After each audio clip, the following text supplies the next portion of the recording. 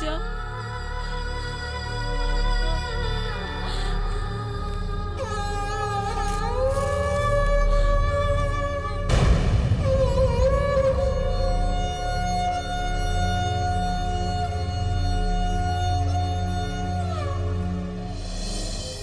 भैया कहाँ सोचा तारू? सोचा था नहीं कि देखत देखत रानी के वापस जाए के समय आ गई। कब दिन बीत गई पते ना चलल। ई बीतल दिन एक हसीन ख्वाब जैसन बीत गए गुंजन। लेकिन ख्वाब और हकीकत में बहुत फर्क होला। और हकीकत ई बा कि हमके काले जाए के बा। हर मिलन के अंत जुदाई से होला। जुदाई के दर्द का होला ई हमरा के अब पता चल रहल बा। हमरा तो इहो पता नहीं के कि रानी हमरा से प्यार करेले कि ना। काश हम राजा से एक बार बता देते कि राजा हम ताहरा से कितना प्यार करेले। देखा विक्रम बाबू, कोनो बात का टेंशन मत लिया। हमारी जरूरत होगा तो फोन कर दिया। जरूर जीजा। और माई बाबू के हमार प्रणाम कह दे है, ठीक बा? रोवा मत। जीजा ठीक। प्रणाम। हाँ खुश रह। जात बानी। बाकी अंगूठी के रस्म नहीं है जरूर। कहे का बात बका जरूर। अच्छा जीजा। हमने के आइब जाना। चला बैठा। रोवा मत। हाँ। अच्छा गुंजी। अरे रोहत काहे बाड़ू? तोहार अपन घर है, जब मन करे आ जाइया। फिर अंगूठी की रस्म में तो हम नहीं होता है बानी। टेंशन मत, आराम से घर जाके फोन कर दिया। जा रहल बाड़ू। प्रणाम जी। जी अतरा खुश खुश रह।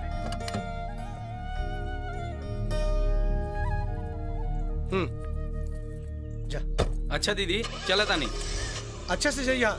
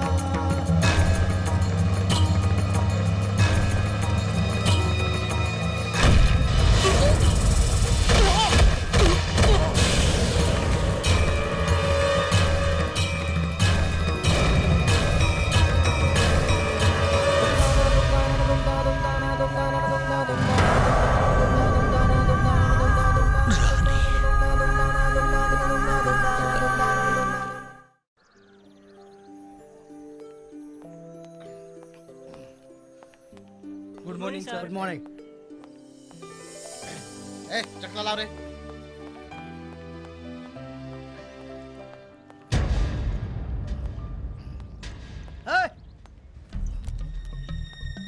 का हो रहल बा? 10 साल से कॉलेज में तो लोगन IAS और PCS की तैयारी कर रहल बड़ा। आज ले एक एग्जाम ना पास कर पहला। जब दारू शराब पिए के बा और आवारा गर्दी करे के बा तो यहाँ का घर जाके आवारा गर्दी करा। यहाँ काहे अपने महतारी बाप का पैसा फूकता रहा? अरे ससुरे भाग जो, ना तो ये बोतलवा तोरा पछवाड़े में घुसेड़ दे। हमें इससे बात कर। ये हॉस्टल का वार्डन है हम। 10 मिनट लागी तो हम लोगों की हॉस्टल से निकाले में। मनोज टाइगर नाम है हमार। हमारा आइला से पहले यह चाहे जवन गंदगी होत रहो। अब हम यहाँ कोनो गंदगी ना पन पे दे। तोहरा से पहले कितना तुरम खान आइलन। अपन हाथ पैर सलामत रखल चाहता रहे तब भाग जा यहाँ से। जरूर तो हम लोगन का महतारी बाप हराम के कमाई तो हम लोगन के पढ़ा रहल बड़न। न तो संस्कारी खानदान के लड़के तरीके से बात ना कर सकेला। का रे तोर इतनी हिम्मत कि तू हमारा खानदान तक पहुंच गए।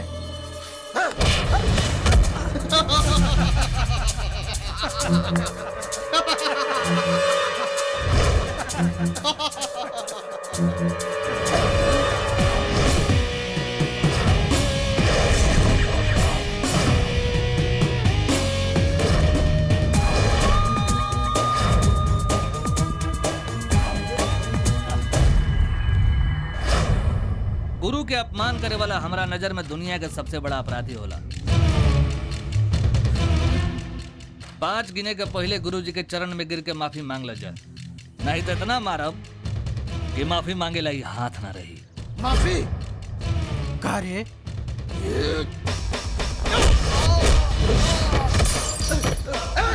मारा एकरा के।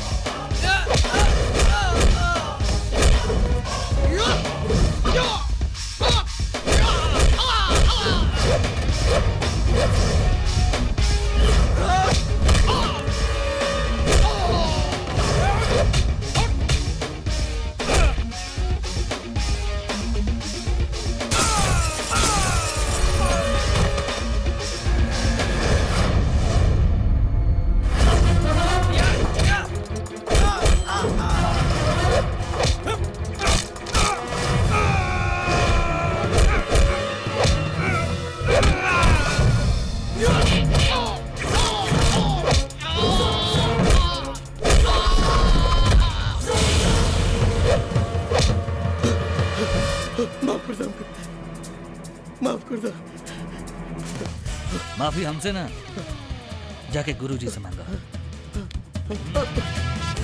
सर माफ कर दो हमरा के। हट। एक एक कहल जाला संस्कार। हट, हट।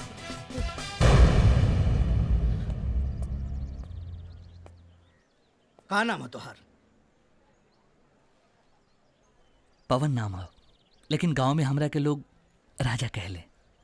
राजा, हम बड़े विश्वास के साथ कह सकेला कि एक दिन अपने महतारी बाप का नाम जरूर रोशन करबा।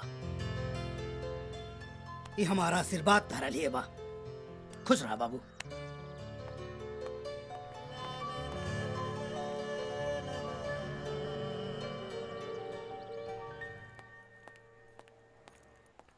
नमस्ते सर। खुश रहा पवन। अच्छा, हम जाते एक हफ्ता लगावे। अच्छा। राजा, तुमसे मिलके हमके ऐसे महसूस हो रहा बा जैसे हमके छोट भाई मिल गए हो। कहे से कि हमरा कोनो छोट भाई ना बा। सर, हमरो कोनो बड़ भाई नहीं के, आपसे मिलके बहुत अच्छा लगल। अच्छा, हम घरे जात हई त तारा खातिर कुछ लेके आई। का पसंद बात होके? भैया, हमके चूड़ा और गुड़ लेते ही है। हे बाबू, जब ते भैया कहले तो हमार कलेजा गदगद हो गई। अच्छा भैया, आपके गांव कहाँ बा? बेतिया देखे तारा नु? तब बेतिया से दक्षिण अगर 10 किलोमीटर जाइबो त एगो गांव है रतनपुर। अच्छा, वो जगह रहे वाला बनी। कहाँ बात करता नहीं भैया? कहाँ है? अरे ओ गांव में तो हमारी रिश्तेदारी बा। अच्छा, बगल के बड़ भाई के शादी है। भौजी के नाम बिमला और उनके छोट बहन के नाम रानी है। अरे यार, वो हमार पड़ोसी हो यार एकदम।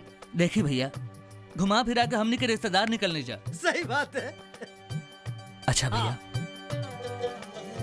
रानी से बता दिया कि राजा मिलल रहे। बिल्कुल बिल्कुल बता दे। अच्छा देखा, हमारे बस छूटे का टाइम हो तो हम जाते हैं, हम लौट कर तब भेंट होए। ठीक बा ठीक भैया। बा? प्रणाम। खुश रहा बाबू, आके फिर मुलाकात करल जाए। ठीक है। ठीक बा? राजा, अरे भैया आगे ला। प्रणाम। खुश रहा। पढ़ाई हाँ, लिखाई बैठा। ठीक चला था ना? हाँ ठीक चला। भाई देखा है, मन तो के खातिर ले आयल बानी हम गुड़, चिवड़ा और अचारो बा। अरे मर्दे, रानी से मुलाकात भइल की ना, ई बतावा। अचार तो बाद में दिहा। का भइलो?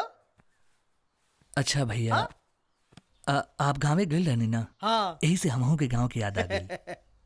बहरे रहला पे ना बाबू, जब केहू गांव से लौट के आवेला तो गांव के बड़ी याद आवेला।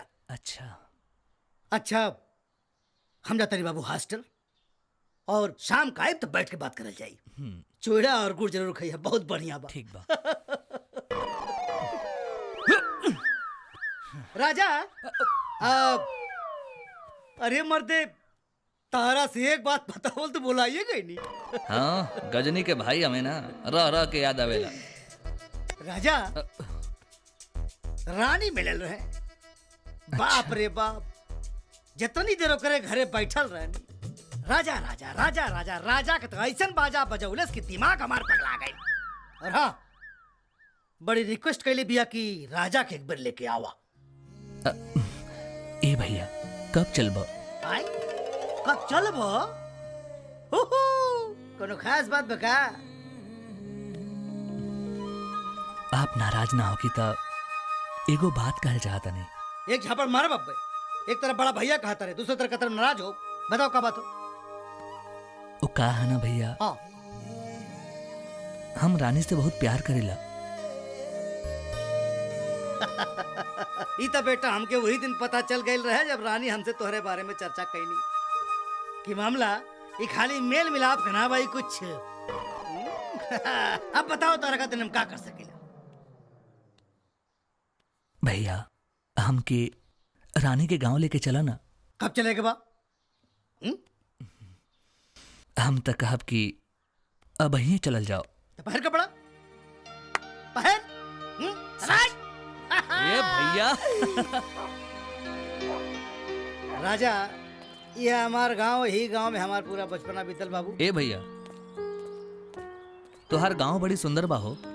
राजा हर गांव एक जैसन होला। अभी गांव तहरा है नाते सुंदर लागता कहे से कि जकरे लिए तोहार दिल धड़क रहल बा वही गांव में बिया। सही कहता है।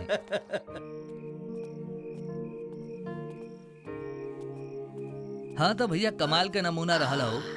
हाँ तो बाबू हमारे यहाँ कमाले के नमूना बनेला। अब एक काम करा खा के सूत रहा बाबू, सुबह चल जाई रानी की यहाँ। ठीक है।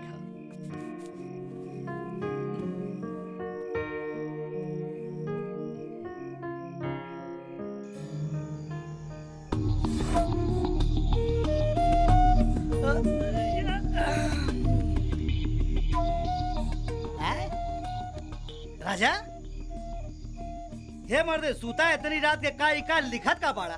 नींद नहीं आवत भैया। ई रात हमारा जीवन के सबसे लंबा रात बा। कम वक्त खत्म होके के नाम ही नहीं खेले। आंख मुन के सो जा बेटा, चुपचाप बढ़िया से नींद आ जाई। ठीक बा? तू सोच जा भैया, हम रानी तक पहुंचावेला अपन दिल के को बात लिखल चाहत नहीं। काहे से कि सामने पड़ला पे जज्बात बयान करेला एक शायद हमार जबान साथ ना दे। ओके ऑल द बेस्ट, गुड नाइट। सुबह मुलाकात हुई बाबू। आए हो माई।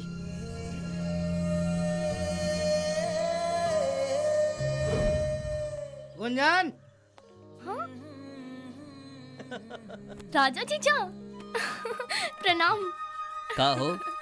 अरे के हरे माई ई राजा जीजा हो, बड़की दीदी के गांव के। अरे घुल अरे ले। नहीं, बेटा खुश रह तू ही है राजा। आओ आओ आओ बेटा बैठो बैठो। आओ आओ। हे भगवान, जब से ये दोनों बहन वहाँ से आइल बानी दिन भर बस तोहरे चर्चा करत रहेली। अरे आज तो रानी बिटिया इहो कहत रहे कि बुझा रहल बा कि केहू आवे वाला बा, कहे से के हाथ से लोटा छूट रहल बा। ए बिटिया जाना चाय भेज द और रानी बिटिया के भी भेज द। ठीक बा माई। अरे क्या आइल बा हो? अरे अरे जग्गीपुर से गोड़ लगता अपन है। बिमली के गांव से बाड़े। जग्गीपुर में केकरे घर से बड़ा बेटा? जी श्री पंचम सिंह जी के। प्रधान जी का पोता बाड़ा। हाँ। का बात है, का बात है। अरे हमरे बिमली का बियाह जग्गीपुर में भइल, उनमें प्रधान जी का बहुत बड़ योगदान बा। अरे बेटा तू यहाँ कैसे? टाइगर भैया जौन हॉस्टल में वार्डन बाड़े वही हॉस्टल में हमहू रहिला। अच्छा अच्छा। जब हमके पता चलल कि बिमला भाभी के गांव के हमें तो उन्हीं के साथ घूमे आ गई। बहुत अच्छा कइला। देखा अभी तुम बैंक जाता नहीं, संझा के मिलब हैं? अरे खाना वाना खिया दिया ठीक से लइकन के? हाँ हाँ हाँ। बैठो बेटा।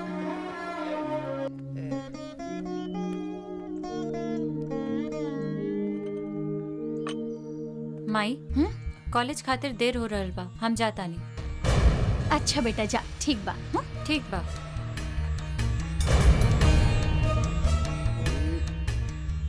ए बेटा चाय पिया। पिया पिया अपन ली ली ना। अच्छी चाय बा। अरे हमार रानी ना बहुत अच्छा चाय बनावेली। अच्छा माई अब हम जाता नहीं, कहे से कि आज हमके इलाहाबाद निकले के बा। अरे तू पहला बेर हमार घरे आइल बाड़ो, ऐसे कैसे चल जाइबा बिना खइले पियले? हाँ अगर बिमली के पता चलिए तो ऊ तो हमरा से नाराज हो जाए। बिल्कुल इतबा ना। अरे इते तो हा ससुराल बा। आ यही जा रहा, खा पिया कल सवेरे चल जाइया। ठीक बा माई। टाइगर भैया के साथे जाता नहीं, कुछ काम बा, शाम के आ जाए। ठीक है बेटा, लेकिन आई हो जरूर। पक्का हम लेके आ जाइए। अब टाइगर भैया हाँ हमके कॉलेज लेके चला, कौनो भी कीमत पे रानी से अभी हमके मिले के बा। ठीक बाबा। राजा ये है उनके कॉलेज, और रानी देखा वो कैंपस में बैठल बड़ी बड़ी सहेलियन के साथ।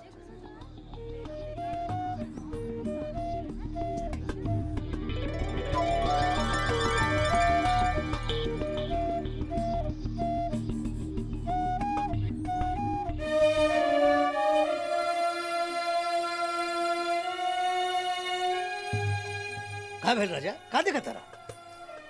टाइगर भैया अच्छा मजाक करा तारी रानी हमसे। नजदीक के पे बात ना और दूर से मुस्कान, कुछ समझ में नहीं आवत।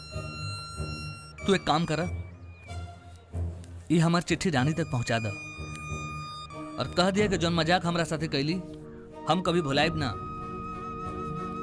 ठीक बा। और एक बात इहो कह दिया कि राजा अभी यही वक्त इलाहाबाद वापस जाता। ओके ठीक बा।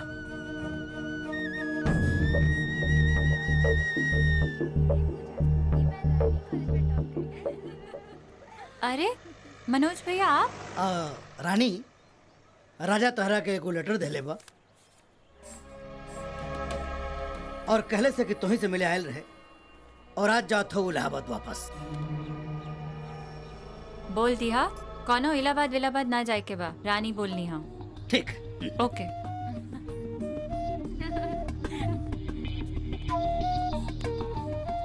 दे देनी। का कहली है? अरे यार बड़ी अधिकार पूर्ण ढंग से कहनी है, जाके कह दे राजा के हम कहनी आज ना जाए इलाहाबाद। ये फोटो के कर रहा हो? अच्छा तो जाते के बाद राजा का सोचता रहो? प्यार और मोहब्बत में कभू हिम्मत ना हारे के। हमार दिल कहता कि रानी तहरा से बेपनाह मोहब्बत करेनी। जीजा सब लोग बाहर गेल बाने और दीदी घर में अकेले ही और तोहरा के बोलो नहीं है। तू चला, हमने क्या बात नहीं जा। ठीक बा। हाँ।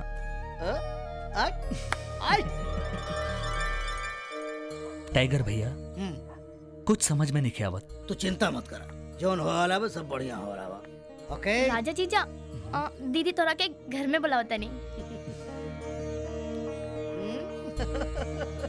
ए भैया तू हिजे बैठा, हम मिल के आवता नहीं। हम बैठब ना, बैठे काम बिगाड़ब।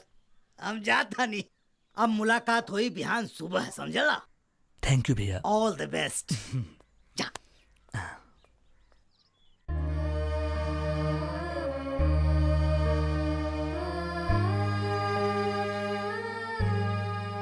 रानी खत मिलल? अच्छा लागल या बुरा? बुरा लागत तब बुलौती का है।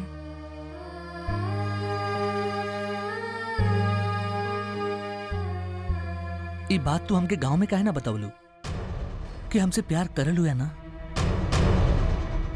यही कसम 7 से 8 महीना बीत गए। ये बात के अंदाजा बात होके वो तो अच्छा भइल कि टाइगर भैया मिल गए, नहीं तो दिल के बात जिंदगी भर दिले में रह जाए। तो के का पता कि तारा वजह से तारा गांव में का सुने के पड़त रहे। ओ दिन बगीचा में जब चिट्ठी देत रहला त जीजा जी देख लेलन। ओए से हम चिट्ठी डर के मारे ना लेने, और एक दिन जब दिल की बात कहेला पत्र के सहारा लेनी तो वही समय भैया आ गए और पता चलल कि हमार ब्याह तय हो गया। एक झटका में हमार सारा सपना चूर चूर हो गई। और दिन जब हम अंतिम बार तोहके देखनी तो एहसास भइल कि अपना जिंदगी के हसीन पल छोड़ के जाता नहीं। तब से ऐसन कौनो दिन, कौनो सुबह, कौनो शाम न रहल जब हम तोहके याद न कईनी।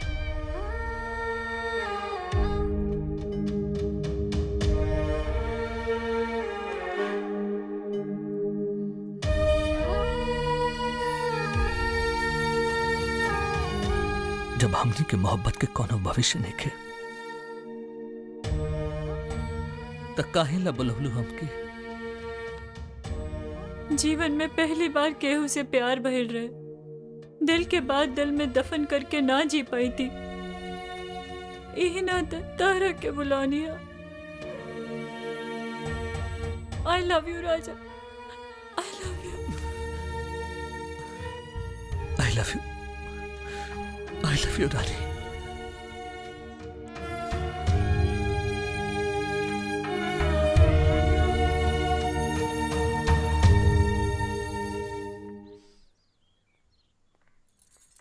खुश रह बेटा। विक्रम भैया प्रणाम। प्रणाम प्रणाम। का हो राजा, का हाल चाल बा? ठीक बा भैया। माई बतौलेस के तू टाइगर के साथ आयल बड़ा। जी। और का चल रहल बा? बस इंटरव्यू के रिजल्ट आवे वाला बा। भगवान चाहिए तो बहुत जल्दी एसपी बन जाए। हाँ बेटा, बहुत सही। अरे तोरे पिताजी का सपना रहे कि तू पढ़ लिख कर एक दिन बड़ पुलिस ऑफिसर बना। और अब प्रधान जी के भी तुझसे बहुत उम्मीद बा। हम चाहता नहीं कि तू पढ़ लिख के अपने परिवार का सपना साकार करा। रउआ जाई आराम करी, तब तक हम राजा बेटा के शादी के सब सामान दिखावत बने। लह दिखावा तो हो देख ला, तोरे लिए भी ले। ठीक बा बाबूजी। अच्छा राजा, हम जाता नहीं ब्लॉक पे, एगो मीटिंग बा, शाम के मुलाकात हुई। जी। चलो ई माई भी ना। हम तोरा के सब सामान दिखावत बनी, बैठ। ई देख, हाय देख बेटा, ई रानी के साड़ी बा, सुंदर बा ना? जी। जेवरो बा, हाय देख। अब लड़का इंजीनियर बा तो शादी की तैयारी भी वही हिसाब से होके के चाहिए ना। हाँ हाँ। काम आई लगलो तो सामान दिखावे तू हो ना, ताके कुछ और काम ना। हाँ गुंजन, ले चल सब सामान अंदर। चला। लजातिया। अच्छा माई, रानी कितना जल्दी ब्याह काहे करत रू? कम से कम एमे पूरा कर लेवे दे तू। अरे बेटा, इतना सुंदर लड़का बड़ा भाग्य से मिलेला। रानी के तो ओकर ससुराल में राजयोग बा। अब पढ़ाई के का बाऊ तो ससुरालों में कर ली है। माई अब तो खाली बतियाईबो कि खाना पीना भी होई। अरे काहे गुस्सा ताड़ू? तू चलो बेटा, पहले खाना खा ला, नहीं तो रानी गुस्सा जाई। जी।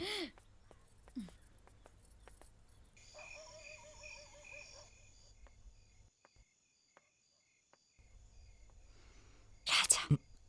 रानी तू?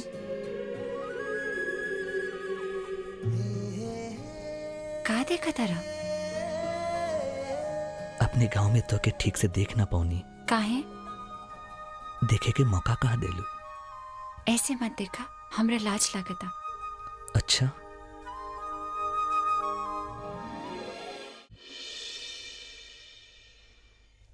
राजा। जाएं? ना, थोड़ी देर और। 4 बज गए। का 4 बज गई? रानी, आज तोरा बाह में रहनी तो 4 घंटा इसे बीत गई जैसे 4 पल। हमने एक दूसरा से इतना मोहब्बत करे ले, और तोहरा दुआरी से डोली के हुआ और लेके जाए, ये हम ना देख सकेला। राजा, हमके कुछ समझ में नहीं क्या आवत। हमरा दिल में बस एक ही को नाम बा, राजा राजा, बस राजा। का ऐसा ना हो सकेला कि हमरा मांग में सेनूर तू भरा, ए दरवाजा पे डोली लेके तू आवा? चिंता मत कर, अब ते दरवाजा पे डोली राजा ही लेके आई।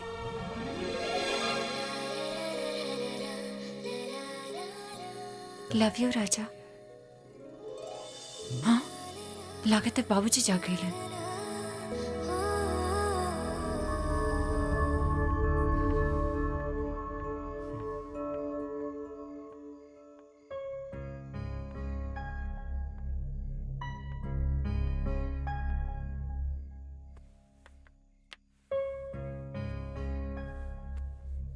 दीदी। हाँ? राजा जीजा से मिले गए ललुआ ना? तते जागत पड़े बदमाश। दीदी, हम तोहरा से कहले रहनी नु, सच्चे दिल से प्यार करे वाला के भगवान एक न एक दिन जरूर मिलावेले। सच कहा तारू गुंजन।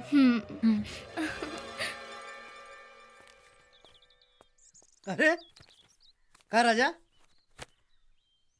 कैसन रहे रानी के साथ तुम्हारी मुलाकात? भैया, हमारा जिंदगी के सबसे हसीन पल रहे रानी से मुलाकात। राजा, तारा और रानी के मिला के तारा से ज्यादा खुशी हमरा हो रहल बा। भैया बोला। हम यहाँ से जाए से पहले रानी के मांग भरल चाहता नहीं। रानी एकरा खाते तैयार बनी? हाँ भैया, वो रात के मंदिर पे हमारे इंतजार करी हैं। तब कौन डरे के बाद बा? तू तैयार हो जा, हम तारा साथे बानी।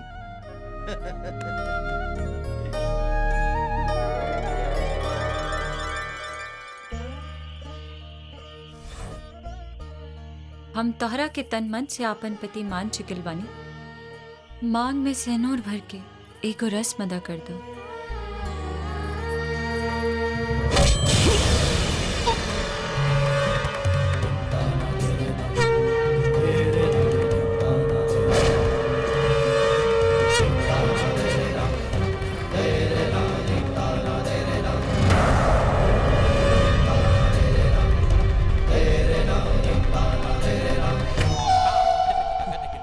साला हमारा घर में रह के हमारा इज्जत से खेल रहल बाड़े।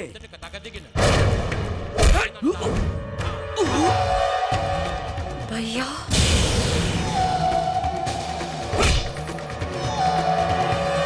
चल यहाँ से।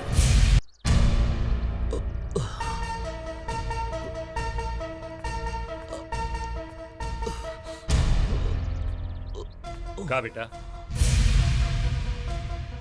हमनी से कोनो गलती हो गई बका? जौन हमरा इज्जत के माटी में मिला रहल बड़ा हैं?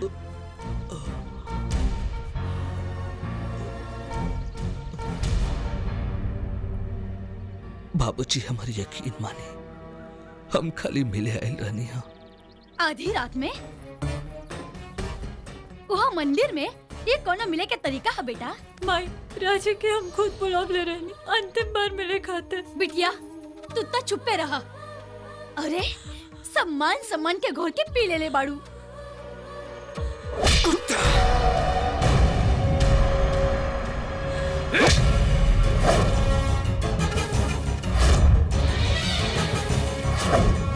जबान संभाल के बोला भैया, अगर अपन मान सम्मान बचावल चाहत रहा तो हथवानी चलेला, नहीं तो दूर के गर्दन में लटका दे। तोरे दादाजी के बुला देले बानी, आ गइल बाणे। उहो ते देखें उनकर इज्जतदार खून का कर रहल बा। दादाजी के फोन करके तू अच्छा ना कहला, इस सदमा वो बर्दाश्त ना कर पाई है। तो कि तोरे दादाजी के मर्यादा का ख्याल रहत तो आधी रात के एक लड़की से मिले मंदिर के पीछे ना जाते। राजा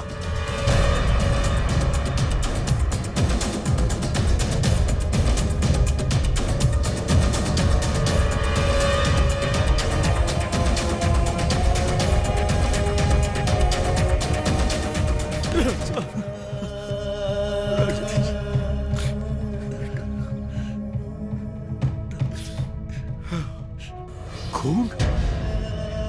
ई गंदा खून है जवन तोहरा पोता के सर से बह रहल बा।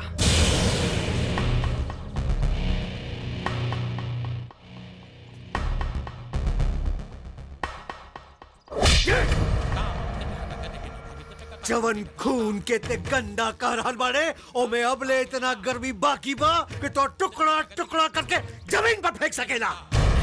तो हर कद बहिले इतना बड़ना हो गइल बा कि तू हमरा से एह भाषा में बात करे। एकरा खातिर तोहार पिताजी अब अहिले जिंदा बाड़े। और एक बात बेटा, और एक बात, जितना जख्म तो हमरे पोता के शरीर में दहले बाड़े, उससे कहीं ज्यादा गोली हम तोरे छाती में ठोक सकीले। प्रधान जी, आप मर्यादा का उल्लंघन कर रहल बानी।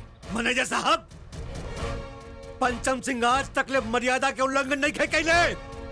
विमला का शादी आपके गांव में भइल बा और उनमें आपका बहुत सहयोग रहे और यही लिए हम लोग आपका एहसान मानीला। लेकिन आज हमारे घर पर आके आप हमार अपमान करत आए। एहसान के जूता के तले दब के सच्चाई के झूठ साबित करने की कोशिश कर रहा बानी मैनेजर साहब। अपमान पंचम सिंह के खानदान में आज तक ले केहू ना कैलस, केहू ना। आपका ही पोता कैलस। रात के 2 बजे मंदिर के पीछे गांव का एक लड़की के ले जाके ओकरे इज्जत के नीलामी न करी तो क्या करी? मैनेजर साहब, का एकरा में खाली राजा के ही दोस्त बा? और के करबा? रानी के बुलाई। ऊ का करी आके? दूध के दूध और पानी के पानी हो जाए। बुलाई रानी के। कुंजन, रानी के लिए क्या हुआ? जी बाबूजी, अबे बुलाओ थी। ऊ का बताई?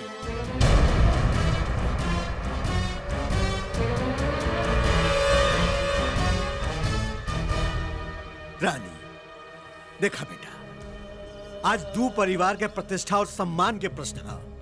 साथ साथ बतिया, राजा से मिले तू आयल रहू कि राजा तोहरा से मिले आयल रहे बेटा? ना दादाजी, रानी से मिले हम आयल रानी।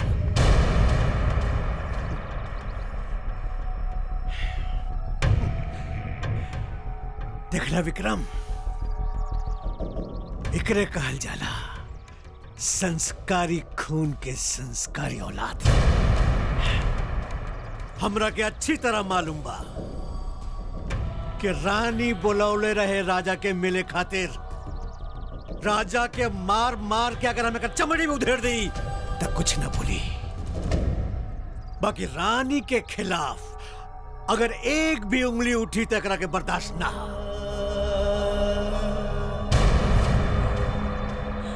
राजा, रानी, हम तोहनी के 2 मिनट के समय देत बनी। जौन बतियाए कहोगा वो घर में जाके बतिया ला, लेकिन एक बात याद रखिए, आज के बाद तू दोनों के मुलाकात ना होके के चाहिए। और अगर ऐसा भइल तो बहुत बुरा होई। सुन ला राजा, अगर तू हमरा बाप के काटे के कोशिश कैला तो याद रखिए, तो रखे अपन दादा के लाश पर से गुजर के पड़ी।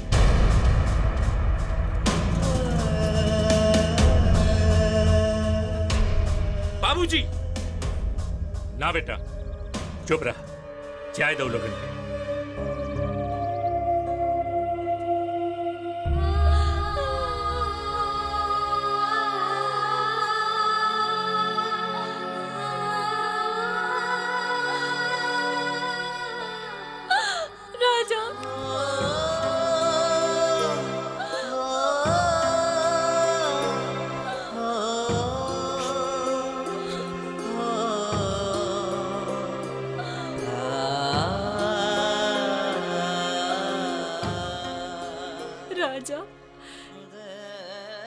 जो ना मांग के तू अपना खून से सजा देला, ऊपर दूसर रंग ना चढ़ सकेला।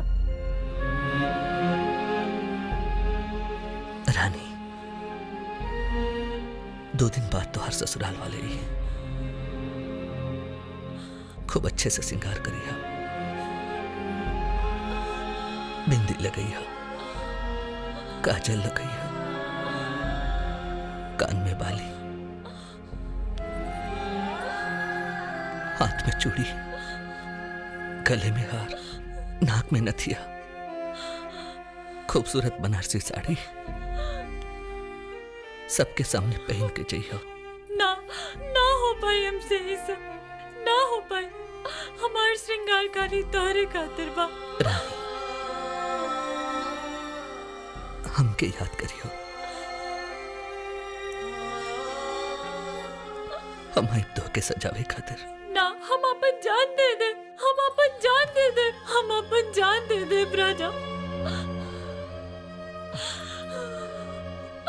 जिए पड़ी तो के ना, हमरा खातिर ना।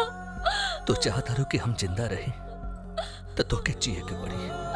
ना राजा, कसम बा हमार। हमके छोड़ के मत जाओ राजा, हमके छोड़ के मत जाओ।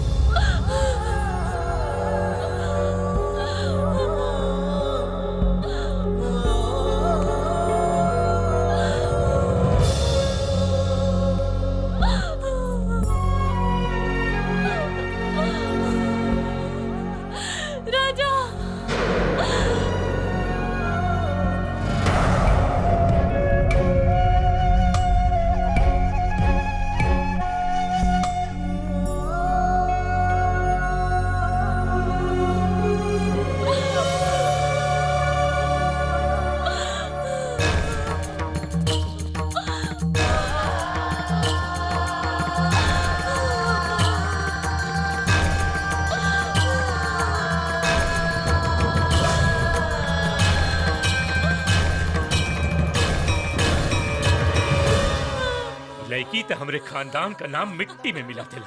मन तक करते कर गला दबा दी। एकरा माथे पर होकर गंदा खून हमके जरा भी अच्छा ना लगता कि मिटा दे। धो दे एकरा के। एकरा का बाड़ू पानी उठावा। माई ना ना माई ना ना माई। हुआ डाला माई ना माई ना माई। जल्दी कर। मत कर माई, ऐसा मत कर माई, मत कर माई।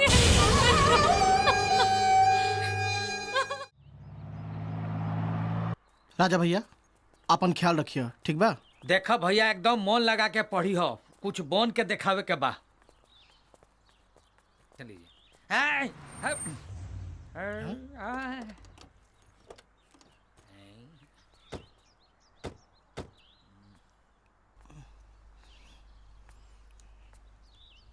का राजा? हाँ?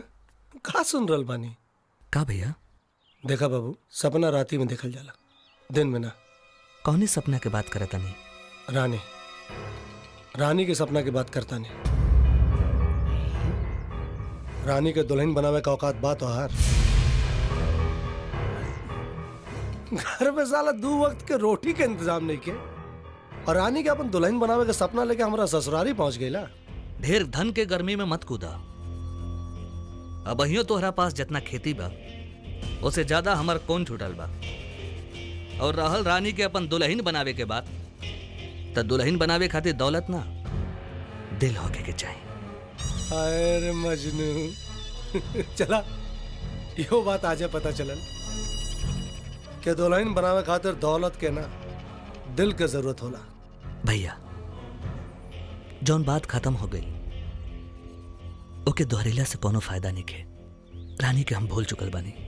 मन में तो बहुत कुछ होता लेकिन वो बुढ़वा पे तरस होता कि ओकर आखिरी चिराग भी बुझ जाए। हमारे दादाजी के नाम सम्मान सिंह है। अनाले तब का कर बेरे? है बोल का कर बेरे? है का कर बेरे? बोल का कर बेरे?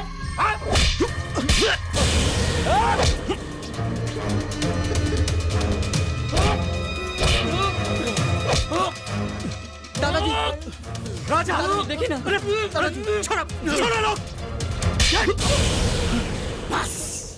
बस ये एगो कर्म बाकी रह गया हमारा नाम रोशन करे खातिर। हम का करनी है दादाजी? झगड़ा का शुरुआत नहीं कर ना।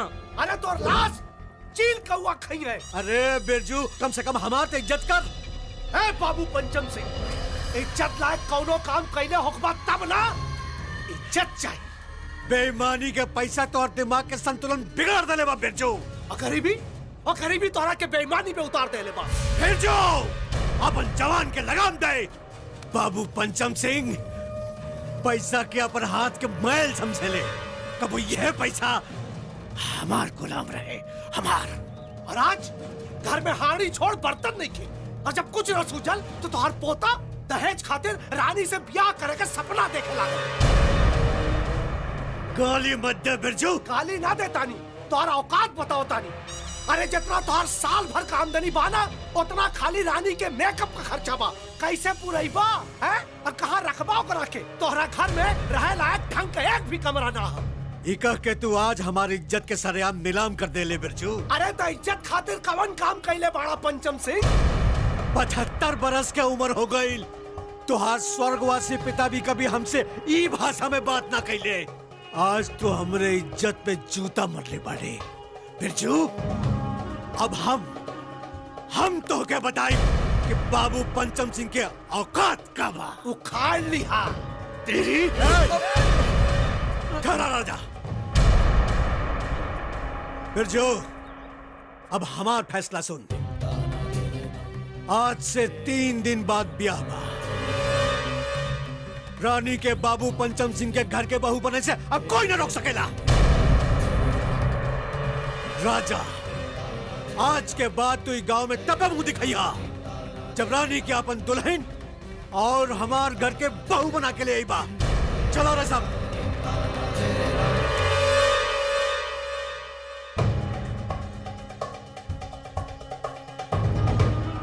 बिरजू से।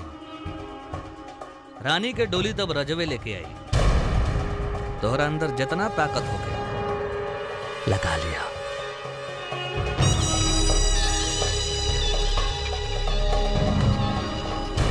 और जो उखाड़े के बाद उखाड़ लिया।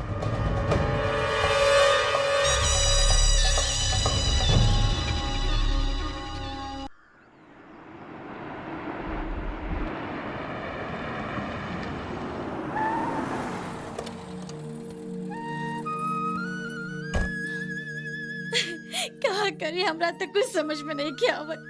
ए लड़की तो हमार नाक कटा दे आज। मत रो माई। माई प्रणाम। हाँ खुश रह बिटिया। माई बात कहा तो रोवत काहे बाड़ू? अरे का करी, थोड़ी देर में रानी के ससुराल वाले ओकरा देखे खातिर आवे वाला बाड़े और वहाँ के तैयार होके के नामे नहीं खेले। माई तू चिंता मत कर, हम रानी के समझात बानी ना, तू रो मत। हाँ, माई रानी चुप हो जा। ए रानी, सब ठीक हो जाएगी। रानी दीदी रो मत, चुप हो जा, चुप हो जा। तू हमके गांव में काहे न बतौलू कि तू राजा से प्यार करेलू? दीदी गलती हो गई, डर के मारे ना बता पावनी। देखा रानी, अब बहुत देर हो चुकल बा, अब कुछ ना हो सकेला। सुना, तू जल्दी से तैयार हो जा, सब लोग आवे वाला बाड़े। देखा, तू अगर ब्याह से इनकार करबू ना तो माई बाबू को बहुत बदनामी होई। चला जल्दी से तैयार हो जा, हम नीचे बानी, ठीक बा? आओ जल्दी।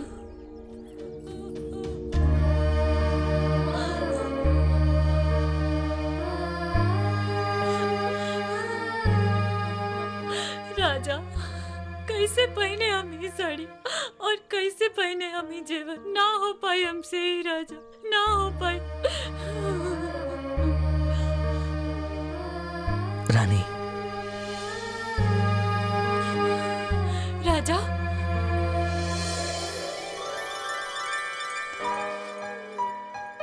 रानी, हम कहले रानी ना, तू जब जब याद करबो हम तोहरे पास रहा।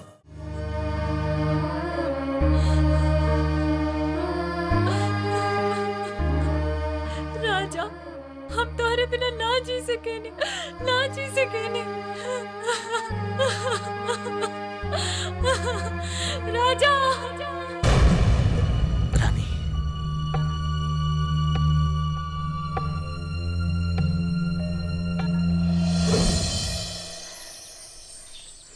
अरे दीपू जल्दी करा भाई, देर होता। हाँ दादाजी आ गई नहीं। अरे गजोधर, हाँ उ मंदिर पर कहार लोग डोली लेके गईले कि ना? हाँ गइलो प्रधान जी। दादाजी राजा इंतजार करत हुई हैं। ठीक कहत बड़ा। अरे रुकी रुकी प्रधान जी, पहले विजयी होके के आरती तो उतारे दी।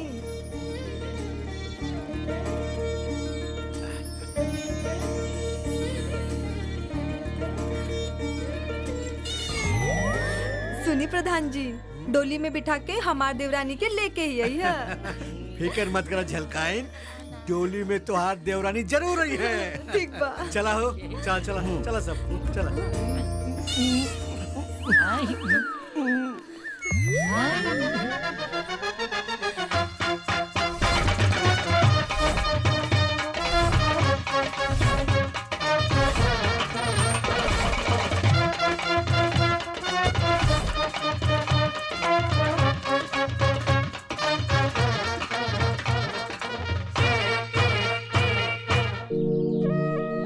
राजा, रानी तक खबर पहुंच गई बा कि ना? हाँ दादाजी, टाइगर भैया खबर दे दिले बड़े। अच्छा अच्छा।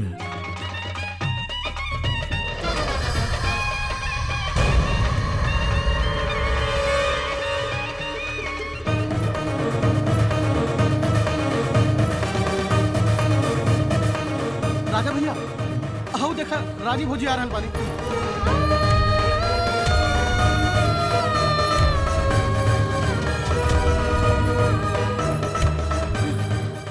दादाजी खुश रहा बेटा। रानी, दादाजी हमने के शादी खातिर मान गए और हम तो हर मांग भर के दुल्हन बना के ले जाए बनी। सपना तो हमरो भी यही रहे राजा, बाकी अब ये असंभव बा।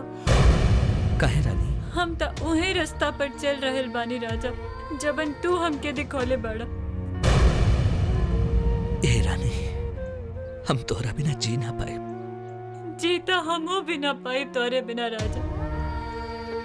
बाकी घुट घुट के जियब काहे से कि हम तारा के तन मन से अपन पति मान चुकल बानी।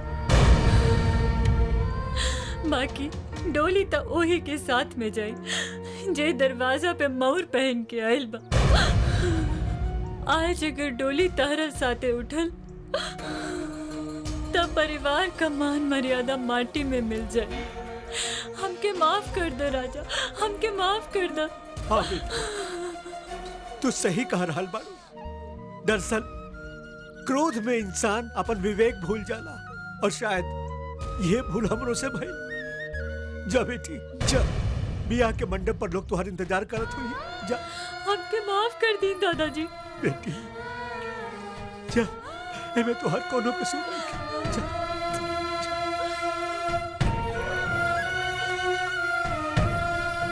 जा राजा, अगले जन्म में तारा डोली में विदा होके जाए से केहू न रुक पाई। हमके माफ कर दिया राजा।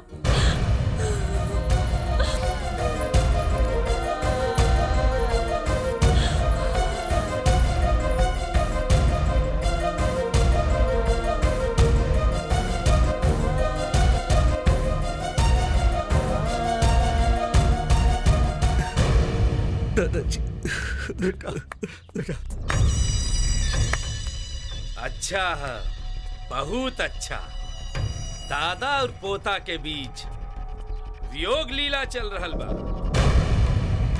अब अगर ये वियोग लीला खत्म हो गए लोग है, कुछ अपन बात कहीं।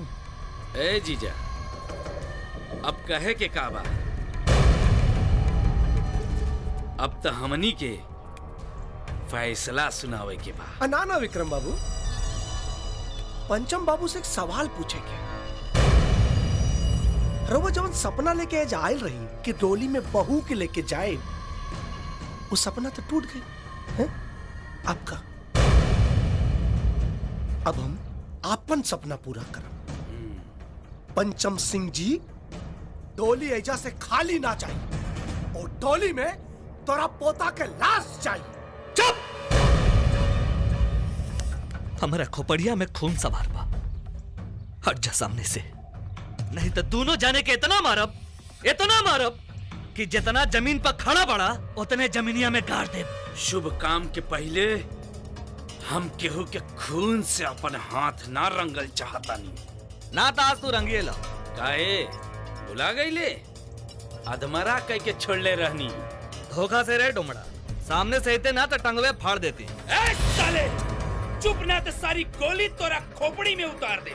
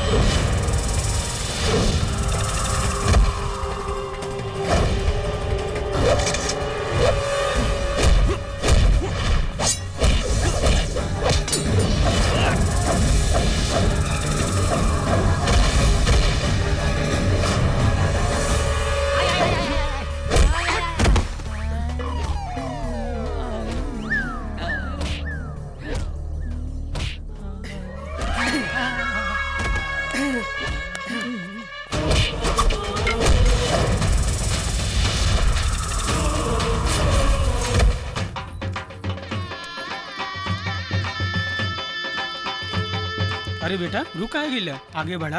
ये बिया ना हो सकता पंडित जी। ये क्या कहता है बेटा? हैं? बाबूजी खाली शरीर ले जाके का करब? रानी के दिल तक और के पास बा। रानी के और से प्यार करेली बाबूजी। ये क्या कहता है? मैनेजर साहब मंदिर पे घोड़ी चलता, जल्दी चली। चला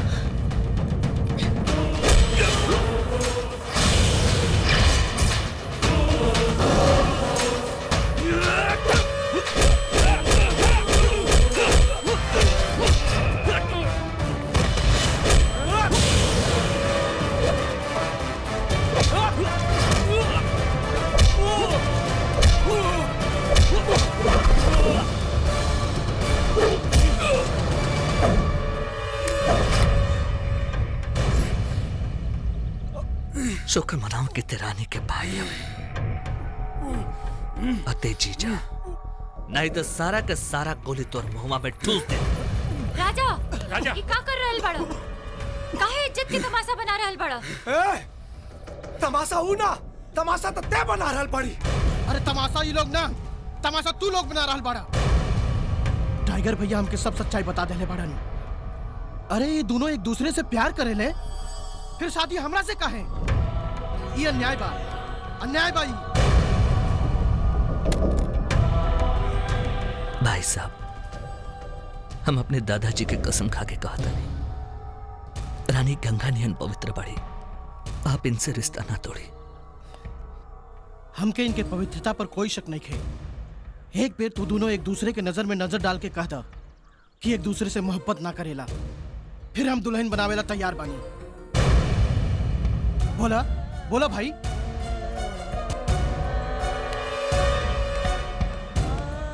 तोहरा लोगन के खामोशी से हमरा जवाब मिल गया बा।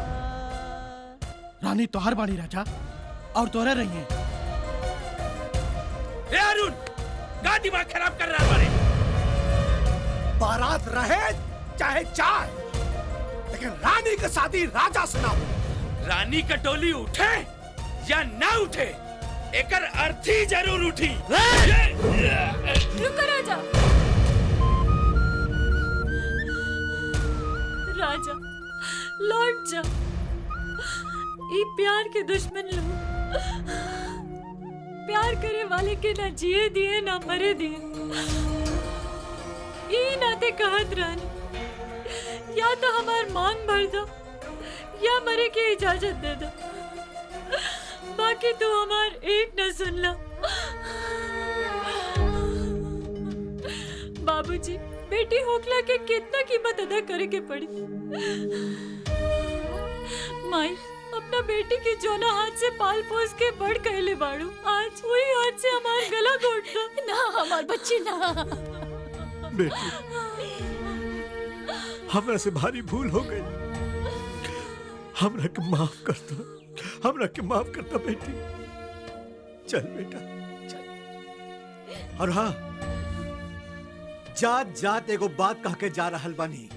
बाबू बलवंत सिंह, बाबू विक्रम सिंह राजा जैसन दामाद और बाबू पंचम सिंह जैसन खानदान चिराग लेके ढूंढे जाइबा तब्बो ना मिली तोहरा लोग के। चल बेटा।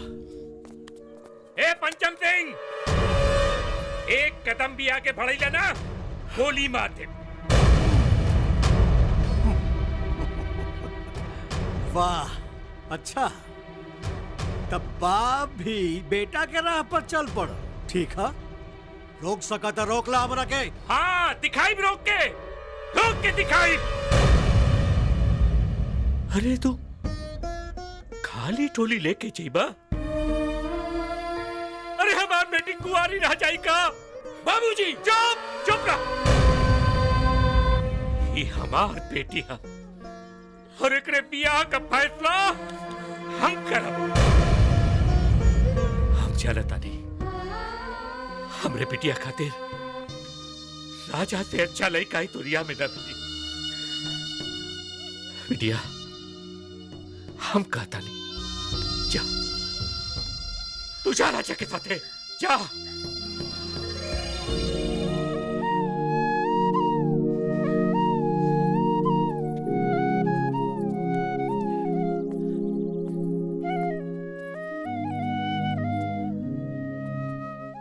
भाभी जी रहुआ तो अपन फैसला सुनाते नहीं,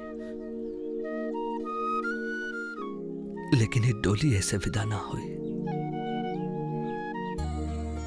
विक्रम भैया, बिरजू भैया के आशीर्वाद जब ले ना मिले तब तक हम रानी के साथ खुश ना रह पाए।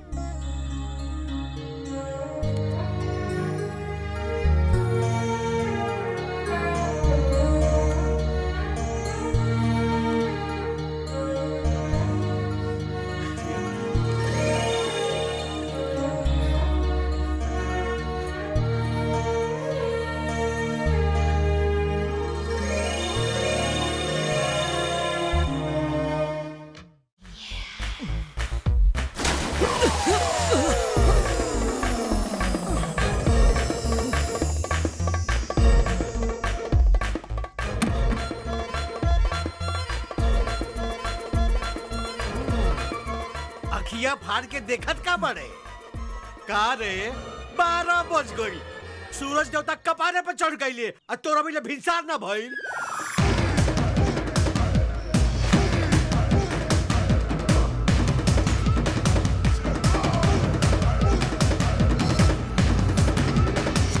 का देखता रे हैं? पोस्ट ऑफिस जाके रहे ना आईएएस के फॉर्म जमा करे खातिर कब जाइबो?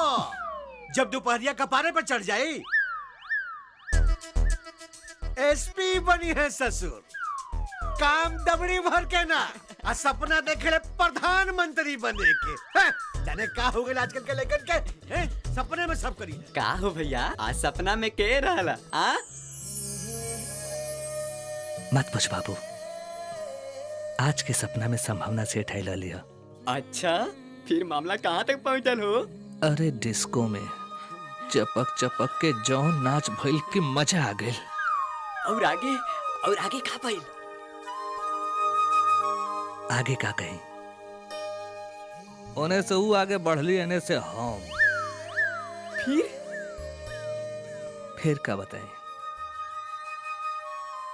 ओट से ओट सटही वाला रहे। तब तक देखा दादाजी पानी फेंक देने।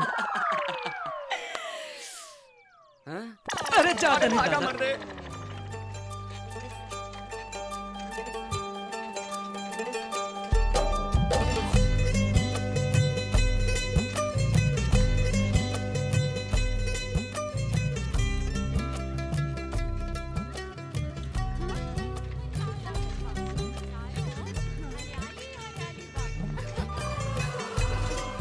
दीदी, सामने वाला गांव है ना? हाँ, वह है जग्गीपुर।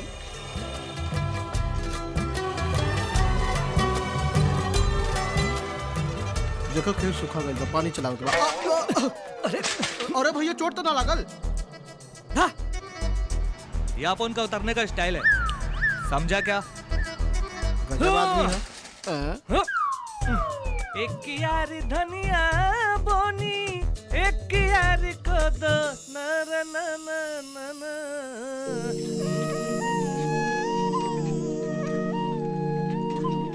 बाप रे बाप, ई मैं रिक्शा में बैठा है। मालूम बरानी हमार तो कमर पकड़ ले लेबा। और वो पता बा रिक्शा वाला, वो तो हमनी के बैठौते ना रहल और कैसे कैसे लद के आईनी है। और वो रिक्शा वाले के तो हालत खराब हो गई।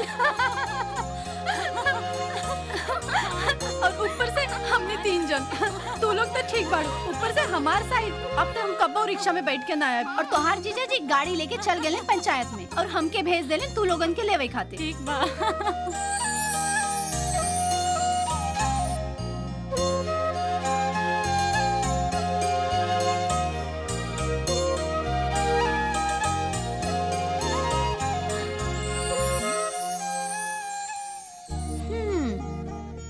अच्छा,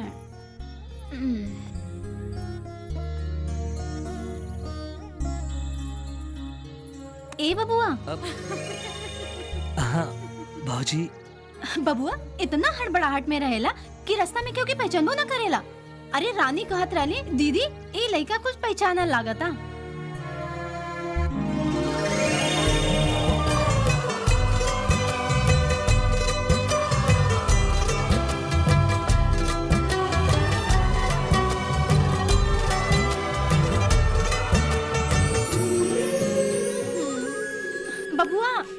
कहाँ खो गईला? लागता गर्मी तोहरे दिमाग में चढ़ गई बा। चला चला पानी पीला। अब नाना भौजी, रानी के हम कैसे पहचानती? इनके तमुहे आपके शादी में देखले रानी, जब पहली बार आपके साथ गांव में आई रही। हाँ अच्छा भौजी, ज्यादा नहीं। ठीक है।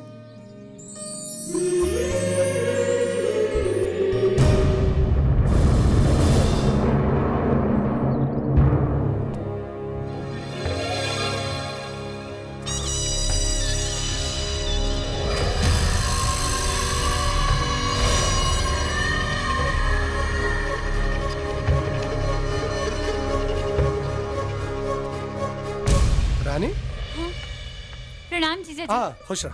अच्छा, आवे में कोनो तकलीफ तो ना भाई? मालूम है जीजा जी, पहली बार हमने इतना लोग रिक्शा पे लद के आए नहीं।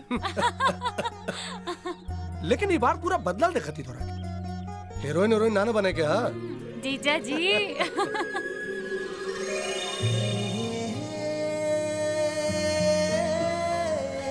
अच्छा चला लो। हाँ हाँ चले।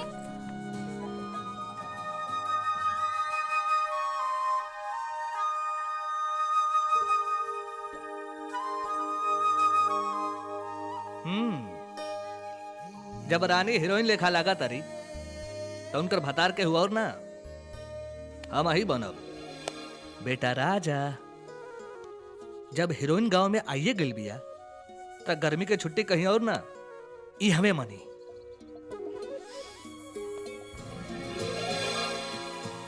का देखा तारे रे? देखा तानी तोहार रंग ढंग कुछ बदलल बदलल लागता। हाँ, रोज तो केहू रतिये में आवत रहे, आज केहू दिनवे में आ गेल का? हाँ, लागत है घरी फिल्म ढेर देखा तारे।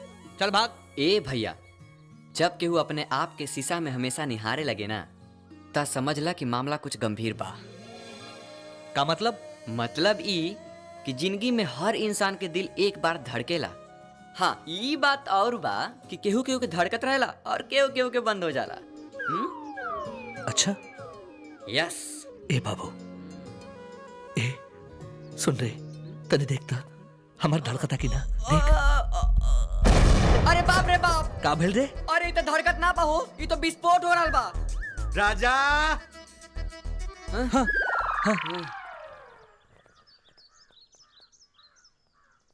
जी दादाजी। तेरा बड़ा शौक रहे ना बारात जाए के। प्रतापपुर के बलवंत सिंह के बेटा के बियाह हो, कल तो बाराते चल जी हो ना? हम ना जाए। का ते बराते ना जीबे? ओए देखो, राजा बराते ना जाइए। हाँ, राजा बराते ना जाइए। का? राजा बराती ना जाइए? राजा बराती ना जाइए। राजा बराती ना जाइए? क्या राजा बराती ना जाइए? ए राजा, तू बराती ना जीबो? बराते ना जीबो? 10 दिन से तक का पड़ा प्रेस करत रहा है। अब का हो गई कि बराते ना जीबो? बीजे हो गई। राजा तार तबीयत ठीक बा ना?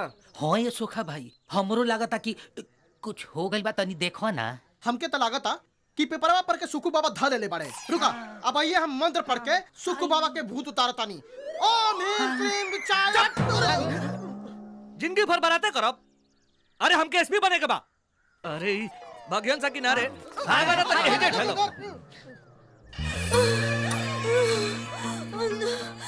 हाय बाप, हाय बाप, हाय दादा, बुझाता कि सुखू बाबा के भूतवा फेर धोल हलस।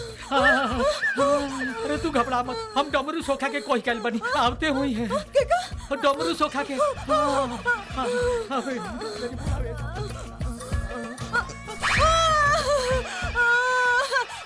ओम ह्रीं क्लीं चामुंडाय विचाय। ओम ह्रीं क्लीं चामुंडाय विचाय। ओम ह्रीं क्लीं चामुंडाय विचाय। हट जा, हट जा। ओम ह्रीं क्लीं चामुंडाय विचाय। ए सोखा भाई, हमरा मेहरारू के बचा ले ये दाता, हमरा मेहरारू के बचा ले। चिंता मत करा गजोधर, सुक्कू बाबा के आत्मा के हम ही बोतल में भर के 100 साल के लिए दफना दे हम। ए सोखा भाई, बड़ा छटपटा तरी है दाता। उनकर छटपटाहट हम 2 मिनट में बंद कर दे हम। अरे हम तो हर जिंदगी भर उपकार माने बे सोखा भाई। ओम ह्रीं क्लीं चामुंडाय विचाय। ए सोखा भाई, जल्दी कर। ओम ह्रीं क्लीं चामुंडाय विचाय। अरे हमार राजा, झलकाना दिनवा में शुरू हो गलू। पकड़ लानी सुक्कू बाबा के भूत के ई बोतल में बंद कर देनी। अब एकरा के भैंसा घाट पे जाके दफनाए। ए भाई तार बहुत उपकार बा। अरे दोस्त है ना, दोस्त के काम आवेला। हट जा लोग, हट जा सामने से। आप कैसे तबीयत में है झनकाई? अब जाके आत्मा के शांति मिलल बा। अरे ई सब हमरा सोखा भाई के कमाल हो। सही कहतानी। यहाँ कितना मजा आता ना दीदी। सही कहा तारू। बाकी दीदी राजेश जीजा के ब्याह में तो अभी बहुत टाइम बाकी बा और यहाँ अपन केहू सखी सहेली ना है। गुंजन गांव में टाइम नहीं के पास होत। किताब ले आयल होती तो कम से कम पढ़वे करती। हाँ दीदी राजा भैया चला इनका लगे किताबों की। राजा भैया भैया ला सरो सैया छोड़ के भैया बन गेला। अब बनवावा राखी। कहाँ भैल भैया?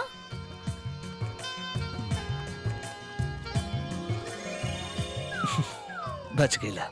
ये तो छुटकी है। गुंजन भैया ना जीजा कहा। ठीक जीजा। आपके पास बीए फाइनल की किताब बा? हाँ हाँ बा ना, सब बा। ज्ञान भारती, बाल भारती, गद्य संकलन, पद संकलन, पोएट्री, ड्रामा, भूगोल, नागरिक शास्त्र, सोशल साइंस, पॉलिटिकल साइंस। आपके कौन चाहिए? पॉलिटिकल साइंस दे दी ना प्लीज। ओके।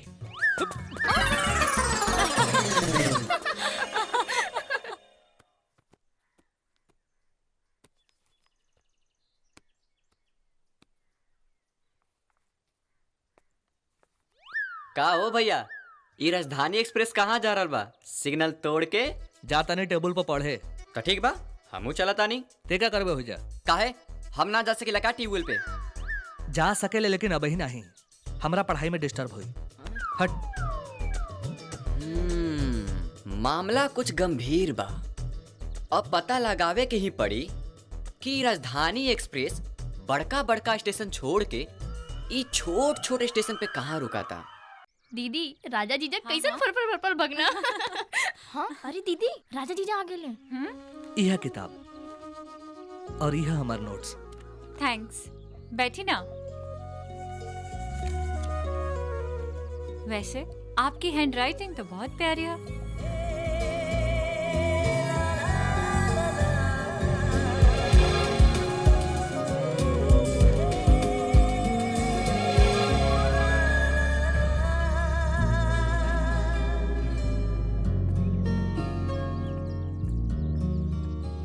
अरे राजा का हाल चाल बा? दीदी पढ़े खातिर किताब न रहा तो राजा से ले लेनी हा।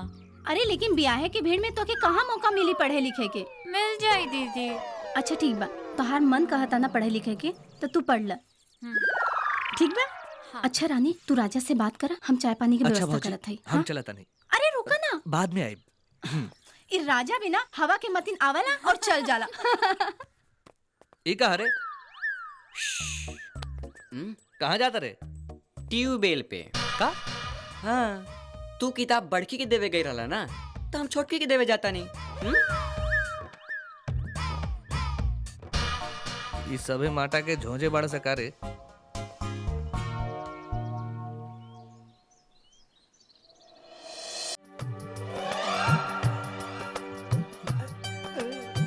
का हो भैया? यहाँ का हो रहल बा? कुछ ना।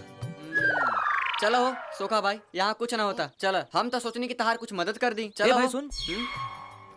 का मदद कर सकेले बोल। पहले ई बतावा कि रानी की देख के तारा दिल में कुछ घंटी बाजल की ना? बाज गेल। अरे कुछ कर। हम ना ई तो सोखा भाई बताई हैं। सोखा? हाँ। ए चाचा कुछ करा। चाचा प्यार में आदमी बदलेला, बाकी इतना बदल जाला ये आज पता चल रहल बा। ए चाचा करा ना। ठीक बा बेटा, अब तो कुछ करना ही पड़ेगा। ये गजोधर भैया। हाँ का हो? अरे गांव के कुल लड़का पढ़ाई लिखाई छोड़ के ससुर लफंडस हो गइल बाड़े। खाली एको गो लड़का बा राजा, जौन पूरा गांव के नाम रोशन करी। राजा, बस राजा। हाँ ये मालिक ठीक कहता, जैसन ओकर नाम बा राजा वैसने ओकर स्वभाव बा बीजे हो गई। ए मालिक, ए गजोदर भैया, राजा एक दिन आईपीएस अधिकारी बनी है। आईपीएस जौन पूरा गांव के नाम रोशन करी है। हाँ चुप का भैलो तोनी के आज सवेरे सवेरे राजा का बाजा का बजाओ तारा लोग। हे गाड़ी बनो। ना मालिक, हमने जुग जमाना देख के कहा तानी। राजा कलयुग के श्रवण कुमार हमें श्रवण कुमार। हाँ, और उनका जोड़ी ये गांव में कौन लड़का नहीं खे। भाई ठीक कहता रे, बीजे हो गई। तो दाढ़ी बनाओ, बीजे बाद में होई। काहे राजा भैया काहे उदास बड़ो? का करी ना चाहिए तो लोग कोनो काम के आदमी नहीं खा। दीपुआ हमार सेटिंग करते करते आपन सेटिंग में लाग गई। सोखा सोखाई के पीछे परेशान। आएगो तो हार मेहरारू बिया, पूरा गांव के भरमावले बिया। ओकरा रोज कुछ ना कुछ धैले ही रहता। हमार का होई? हमार मामला ते 1 इंच नहीं खबड़त। बढ़ी बढ़ी ए राजा भैया, तारा खातिर सोखा भाई से कही के कुछ ना कुछ जरूर जंतर मंतर। तू ससुरा के नाम मत ले, 1 नंबर के छिनरा हो। तनी बचिए के रहियो, ना तो मेहरारू से हाथ धो देबो। ए राजा भैया, हमरा सोखा भाई के बारे में कुछ मत कहो। बहुत भले आदमी हुवन, उ तो हमार भगवान हुवन भगवान। उनका बारे में शौक कइल महापाप हो। अच्छा, तो दरवाजा बंद करके केहू भूत झारेला। खैर तो हार मर्जी, हम तो कह देनी, तनी बचिए के रहियो। ए गजोधर, रानी आवतिया, तू कतो छुप जो, हम पेड़ पे चढ़ जाता नहीं। हम जाता नहीं।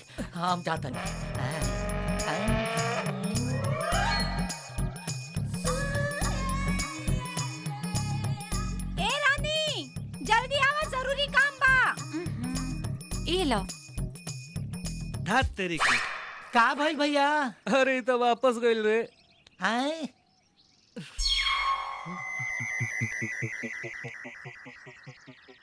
ए गजोधर। हाँ भैया। अरे ई का देखा तानी रे? का हो? का देख ले राजा बाबू? बता देम तो हार्ट अटैक आ जाई। अरे ऐसन का देख ले ए राजा? देखा तानी कि गन्ना के एक छोर पर झलकाइन खड़ा बाड़ी और दूसरा छोर पर सोखावा। हाँ, दोनों में ताका झांकी चलाता। सही कहता राजा बाबू। तब का झूठ कहता नहीं। रुका भैया, हम हूँ आवता नहीं।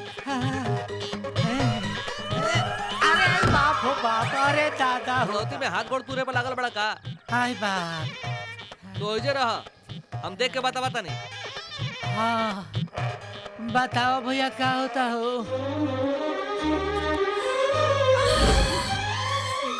झलकाइन झलक दिखा के खेत में घुसा तारी। होने से सोखो घुसा था।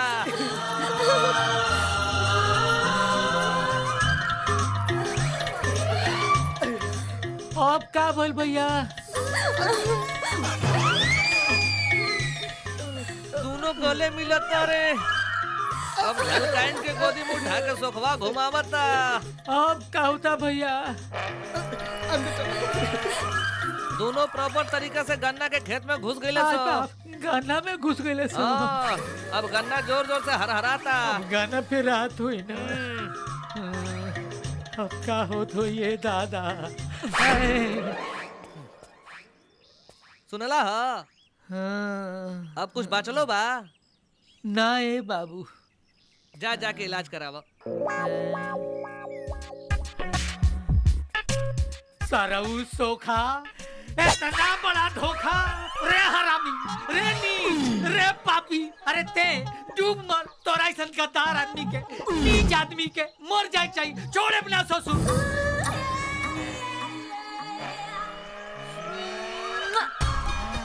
रे कलभुही, आज तोरा के छोड़ता। अब तनी बर्बाद कर दे साला सोखा के तोरा के। अरे भागत कहां पड़ी? नाच वालन के बोल दिया टाइम पे आ जाइए। हाँ बिरजू देखा भैया। कोनो भी प्रकार के कमी ना होकर बिरजू भैया गोर लगतन। हाँ खुश रहा खुश रहा। प्रणाम भैया। सब ठीक बा ना? सब बढ़िया बा भैया। अब की साल एकदम सूखा सूखा लगता। सूखा सूखा लागत मतलब? अरे मैंने बिहान होली बा तब भांग होके के चाहिए कि ना? देखा अरे भांग रही और तो ही के घोटे के बा। लेकिन एक बात याद रखिए, पिछली बार ते घोटत कम रहले पियत ज्यादा रहले। अरे भैया। कि दूसरे के पियावे के। बिरजू सिंह के गांव का होली है, ए बार भी शानदार हुई। वही के व्यवस्था होता। चला लोगन ले चलो। ठीक है भैया गोर लगतन। खुश रह खुश। प्रणाम भैया। जन ले गांव में साल एकदम जबरदस्त माल बढ़िया आइल बा एकदम बढ़िया बा। मालूम बा होली खेले में बहुत मजा आई। ऐसा लग रही होई नु कि पूरा दबा के एकदम होली हुई। होली है। तनी देख के संभाल के चलिए। वो देखा आम। रुका पत्थर से आम तोड़ल जाई। दीदी के बाद हम मारब। अब देखा हम तोड़ब। हाँ अब देखा हम लगा बताई। इला ई का गुंजन हमने के पत्थर मारे तानी ना ता अम्बे गिरे ता और ना पत्थरवा। न जाने ये पत्थरवा कहाँ जाके अटक जा रहल बा। हाँ अरे अरे हम पत्थर मारे तानी हाँ और आम गिरे ता ई हाँ। पत्थर मन्नी जा है ने और अमुआ गिरा ता हो ने। अरे देख रे पेटियों में कुछ काटत बा। अरे रुका देखा थी कहाँ देख ना अरे रुका देख देख कुछ निकल रहे। अरे निकाल जल्दी निकाल दीदी देखा थी। अरे हाँ ये तो माटा माटा। वाह अरे माटा बेटा, हमसे अच्छा किस्मत तो तोहरे बा। जहाँ देखा बिना रुक टोक के घुस जाला। काश हमहू माटा होते, अगले जन्म मुहे माटा ही। अरे दीदी तो पूरा लाल हो गई हो, बहुत बर्बाद है ना। दीदी ललका माटा है। अरे दीदी तो ललका मटा रहल हो। चल चलो चलो चलो चैन करो। ए देख रे का जमाना आ गइल बा। ये लड़की लोग तो आपस में ही काम चलावता नहीं तो हमनी के का होई रे। अब तो सरकार भी इजाजत दे देला बा। तारा घर में माई भाई नहीं के का? सब बा मेहरारू ना बिया। हमार प्रेमिका बनबू का हमरो घर बस जाई। ये तो गजब फेरा में पड़ल बने। कूदब तो भेद खुल जाए और ना कूदब तो इज्जत चल जाए। चल गुंजन ये लोगों के मुंह ना लगे। हाथ छोड़ कमीना। आ ना छोड़ब तो का कर ले हाथ छोड़। अरे ये हाथ ना छूटी है जाने में। अब तो इज्जत नहीं के पड़ी तेरे तो।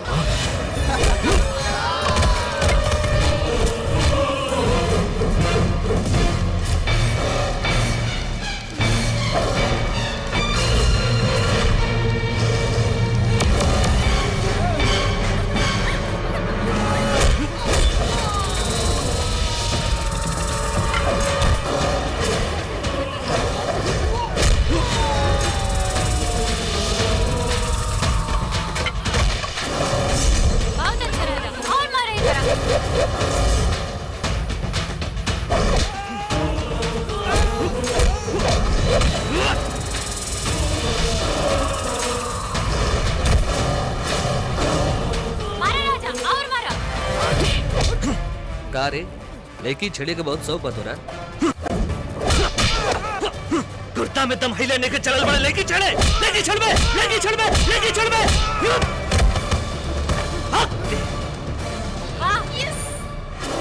चल भाग।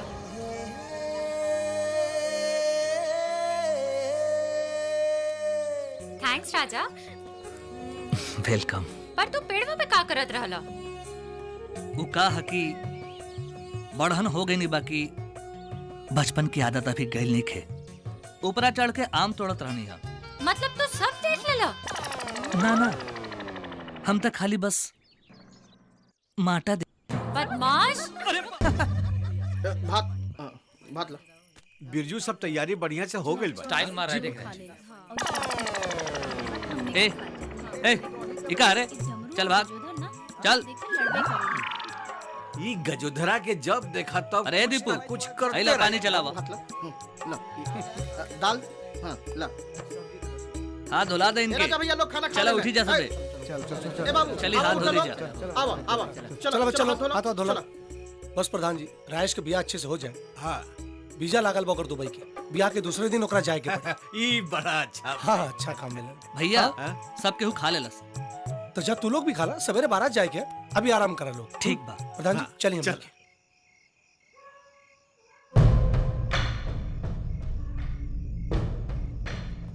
उठ चल प्रधान के घर ये बा।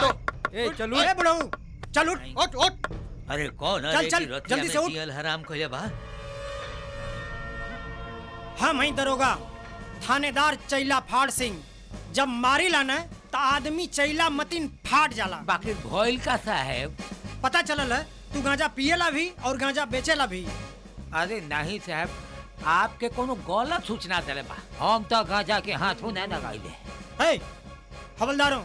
हाँ साहब, हवलदार गणपति राव रिपोर्टिंग सर। हवलदार सदाराम काय तोंडे रिपोर्टिंग सर। ये तो मराठी नाम बा। ए शट अप। अरे हम लोग इंटरपोल डिपार्टमेंट से आए हैं। ए हवलदारों तलाशी चालू। यस सर। ए बुढ़े हट। मिल गई चिलम मिलल है चिलम, गांजा ना मिलल है चिलम मिलल। Very good. देखिए साहब चिलम का प्रधान जी तू गांजा ना पिएला तो का हाई चिलमिया के शंख बजावेला। हमके माफ कर दी साहब, हमके माफ कर दी, माफ कर दी। कबो कबो पी ले पकड़कर जेल में ठूस दूंगा। 12 साल बाद बाहर निकलोगे। लेकिन साहब इनका तो कुल जीवन 4-6 महीना बचल बा। हाँ साहब माफ कर दी, माफ तका कइल जाओ। माफ कर जाओ। बूढ़ आदमी है साहब, माफ कर दी, माफ कर दी। हम बहुत गरीब आदमी। माफ कर दी साहब। देखिए बुढ़वा कितना माफी मांगा था। चलो ठीक है माफ करती हूँ। लड़की क्या आवाज रे पिंटुआ कभी लाठी ले आओ जा रे। और सबसे तब छोड़े ना है हैं हमारे गांजा वो लेके गई सब मिल जे बोलो तो छोड़ा ना का समझा थारी लो तुला। ए भैया तोहरा चक्कर में हम बारातों ना गईनी और वहाँ सब बारात में रसगुल्ला और बर्फी चापत हुई हैं। देख भाई एक बार हमार सेटिंग हो जाओ फिर मिठाई के दुकानें खुलवा दे तोहरा नाम पे। हाँ काहे ना, अब हलवाई बनल बाकी रह गइल बा, वो बना दे हमरा के। ए बेटा ये सब छोड़, ये बताओ कि डोमकच में कैसे घुसल जाओ। ए भैया आइडिया बा हमरा पास।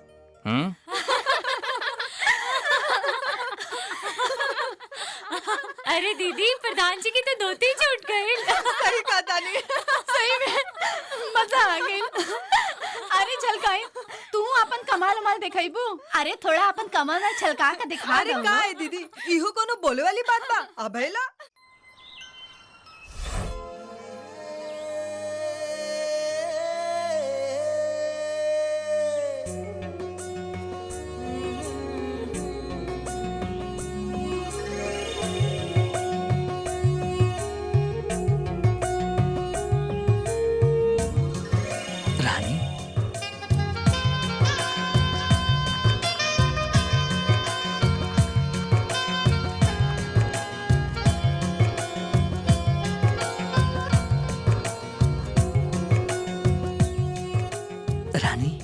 तू आ गेलू। अरे हमार रानी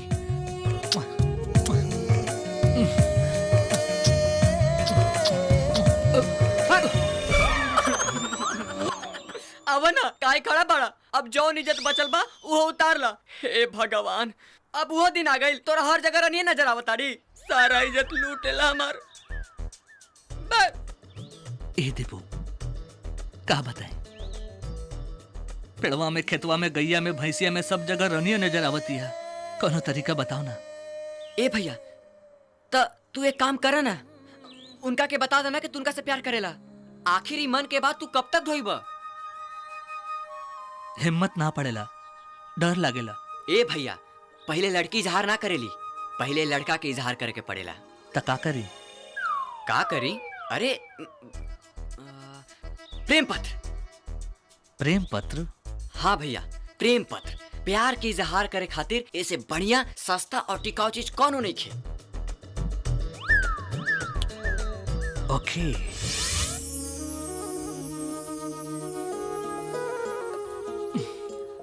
रानी।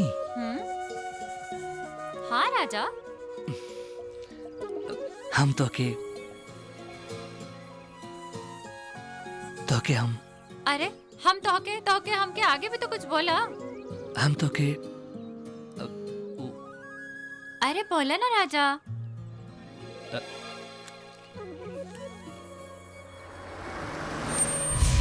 रानी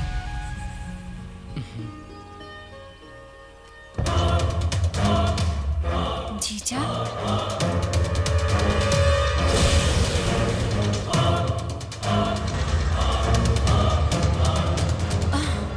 रानी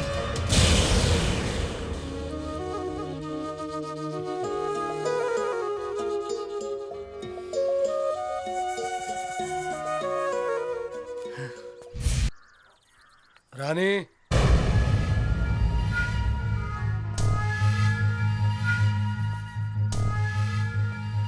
तू एक घर में मेहमान बाड़ो और मेहमान का एक मर्यादा होला। हाँ?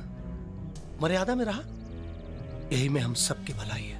ऐसा का कर देनी हम जीजा जी? इज्जत इज्जत से आयल बाड़ो, इज्जत से रहा ना, और इज्जत पूर्वक जा यहां से, बस। ऐसा का भइल जो रउआ इतना गुस्सा में बानी? हमारे इतना कहल काफी नहीं खे। समझावा समझावा अपना बहन के, समझावा अपना बहन के।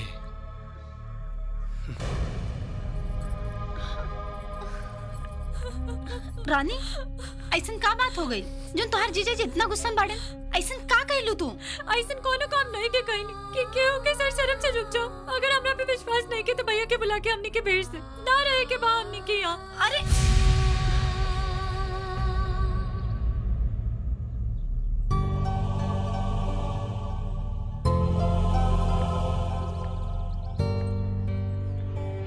रानी एक मिनट सुन।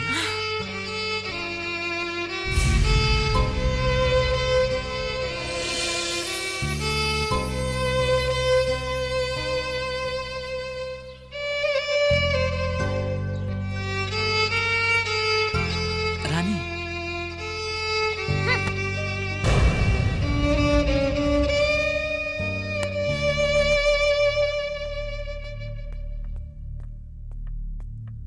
गुंजन, राजा जीजा दीदी किताब भेजवानी है तोहार, और कहनी है जबले हमनी ये गाँव से ना चल जाइल जा तबले तो ना हमनी के घरे यहाँ और ना हमनी से बात करिया। लेकिन गुंजन, सॉरी जीजा।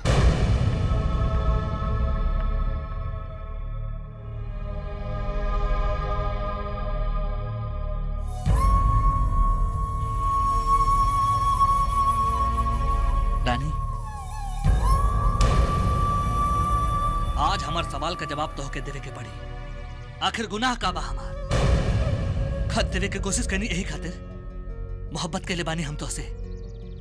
तू हमार पहला मोहब्बत हो, ई बात बिना बताए तो से हम जी ना पाती। छोड़ा हमारे हाथ। मोहब्बत के लिए बानी, कोनो गुनाह ना, प्यार मांगता नहीं, भीख ना। राजा नाम हमार, बड़ी ताकत बा हमरे मोहब्बत में। शौक से जाए, लेकिन जाए से पहले एक बात सुन ली। राजा आज के बाद तो हर शकल वही दिन देखी जे दिन तो खुद आके काबू।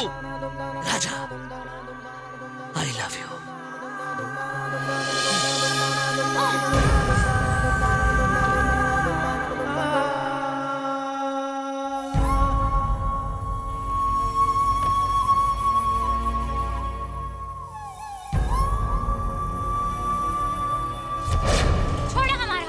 मोहब्बत के लिए बानी, कोनो गुनाह ना, प्यार मांगता नहीं, भीख ना। राजा नाम हमार, बड़ी ताकत बा हमरे मोहब्बत में। राजा आज के बाद तो हर शकल वही दिन देखी जे दिन तो खुद आके काबू। राजा आई लव यू।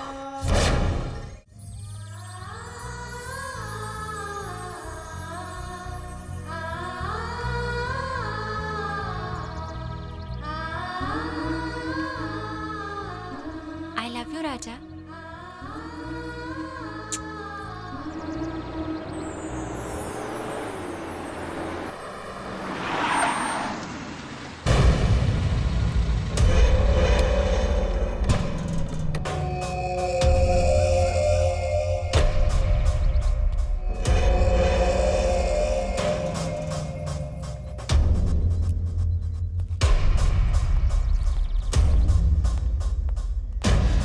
अरे विक्रम बाबू अचानक भैया न कोनो फोन न खबर। प्रणाम हाँ, जीजा। खुश रह खुश रह। सब ठीक बा ना? जी हाँ, दरअसल जीजा वो कुछ काम ऐसा पड़ गई कि आवे के पड़ा। अरे तुम्हार घर है, जब मन करे आजा महाराज। अरे भैया अचानक रानी और गुंजन के ले जाए के बा। का भैया इन्हन कहले अभी 10 दिन ना बीतल और तू लेवे आ गइल। हाँ भैया, अभी तो हमनी की छुट्टी में 20 दिन बाकी है ना। भैया प्रणाम। का रे कुछ खाना वाना ना मिले लगा? हाँ हाँ, खाना तो बस तोहरे यहाँ मिलेला, बाकी सब यहाँ फाका मारे ले। का जी? ससुराल इतना प्यारा हो गई कि नैहर भुला गई। अच्छा ऐसा करा, रानी गुंजन के तैयार कर दी है, कल सवेरे जाए के बा।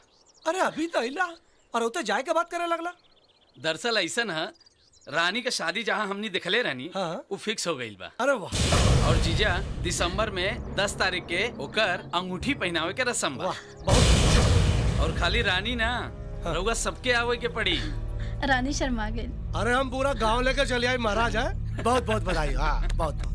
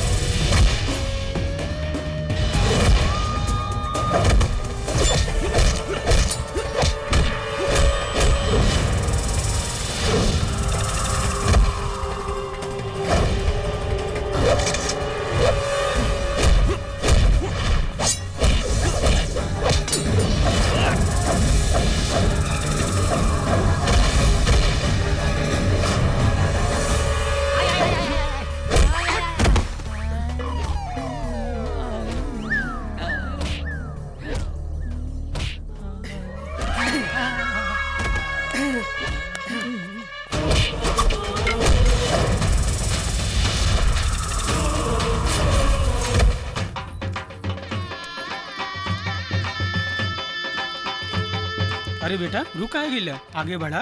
ये बिया ना हो सकता पंडित जी। ये क्या कहता था बेटा? बाबूजी खाली शरीर ले जाके का करब? रानी के दिल तक केहू और के पास बा। रानी केहू और से प्यार करेली बाबूजी। मैनेजर साहब मंदिर पे घोड़ी चलता, जल्दी चली। चलो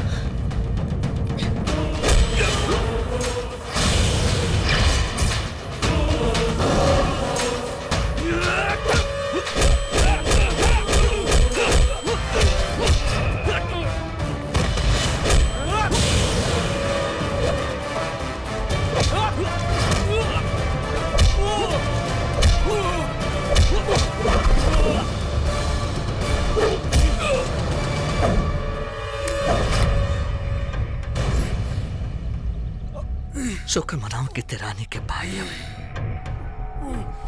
अते जीजा, नहीं तो सारा का सारा गोली तोर मुंह में ठूस दे। राजा राजा ये का कर रहल बड़ा? काहे इज्जत की तमाशा बना रहल बड़ा? तमाशा हूँ ना, तमाशा तो ते बना रहल पड़ी। अरे तमाशा ये लोग ना, तमाशा तू लोग बना रहल बड़ा। टाइगर भैया हमके सब सच्चाई बता देले बड़न। अरे ये दोनों एक दूसरे से प्यार करेले, फिर शादी हमरा से काहे? ये अन्याय बा, अन्याय बा। भाई साहब, हम अपने दादाजी के कसम खा के कहा था नहीं, रानी गंगा नियन पवित्र बड़ी, आप इनसे रिश्ता ना तोड़ी। हमके इनके पवित्रता पर कोई शक नहीं है। एक बेर तू दोनों एक दूसरे के नजर में नजर डाल के कह दा कि एक दूसरे से मोहब्बत ना करेला, फिर हम दुल्हन बनावेला तैयार बानी। बोला बोला भाई।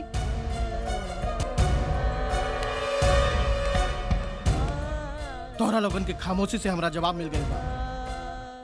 रानी तोहर बाड़ी राजा और तोरे रही है। अरुण का दिमाग खराब कर रहा है? बारात रहे चाहे चाय, लेकिन रानी की शादी राजा से ना हो। रानी का डोली उठे या ना उठे, एकर अर्थी जरूर उठी। रुको राजा। राजा लौट जा। ये प्यार के दुश्मन लोग प्यार करे वाले के ना जिए दिए ना मरे दिए। ये नाते कहत रानी, या तो हमार मांग भर दो या मरे की इजाजत दे दो, बाकी तो हमार एक न सुन लो। बाबूजी, बेटी होकला के कितना कीमत अदा करे के पड़ी। माई, अपना बेटी के जोना हाथ से पाल पोस के बड़ कहले बाड़ू, आज वही हाथ से हमार गला घोट दो। ना हमार बच्ची ना। बेटी, हमरा से भारी भूल हो गई, हमरा के माफ कर दो, हमरा के माफ कर दो बेटी। चल बेटा चल। और हाँ, जात जात एगो बात कह के जा रहल बानी। बाबू बलवंत सिंह, बाबू विक्रम सिंह, राजा जैसन दामाद और बाबू पंचम सिंह जैसन खानदान चिराग लेके ढूंढे जाइबा तब्बो ना मिली तोहरा लोग के। चल बेटा। ए पंचम सिंह, एक कदम भी आगे बढ़ेला ना, गोली मार दे। वाह, अच्छा, तब बाप भी बेटा के राह पर चल पड़। ठीक है, रोक सका तो रोक ला हमरा के। हाँ, दिखाई रोक के दिखाई। अरे तू खाली टोली लेके जाइबा? अरे हमार बेटी कुंवारी रह जाई का? बाबूजी चुप रह। ये हमार बेटी है और एकरे बियाह का फैसला हम करब। हम चलता नहीं, हमरे बिटिया खातिर राजा से अच्छा लड़का ही दुनिया में न मिली। बिटिया, हम कहता नहीं, जा तू जा राजा के साथ, जा।